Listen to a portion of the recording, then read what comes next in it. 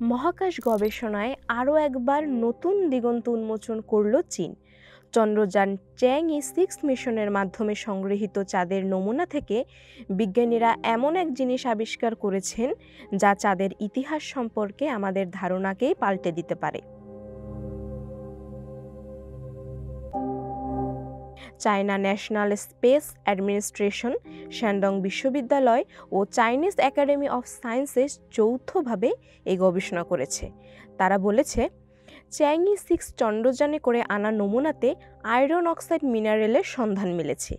এই আবিষ্কার বলছে চাঁদেও মরিচা পড়ে। বিজ্ঞানীরা এতদিন মনে করতেন পৃথিবীর মতো চাঁদে বায়ুমণ্ডল ও পানি না থাকায় সেখানে অক্সিডেশন প্রক্রিয়া সম্ভব নয়, অর্থাৎ লোহায় মরিচা পড়ার কথা না। কিন্তু এই আবিষ্কার সেই ধারণাকে চ্যালেঞ্জ করছে। এই আবিষ্কার অত্যন্ত গুরুত্বপূর্ণ।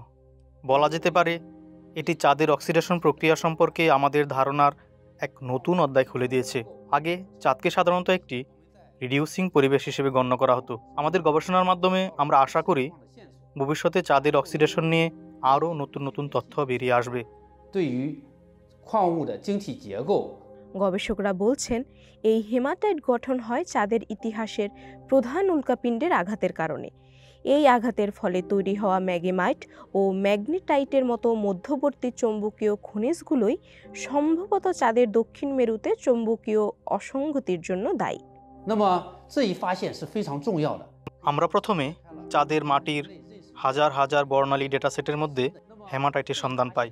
এরপর ইলেকট্রন মাইক্রোস্কোপের মতো উন্নত প্রযুক্তির সাহায্যে খনিজগুলোর ক্রিস্টাল গঠন এবং ধরন নির্ধারণ করি।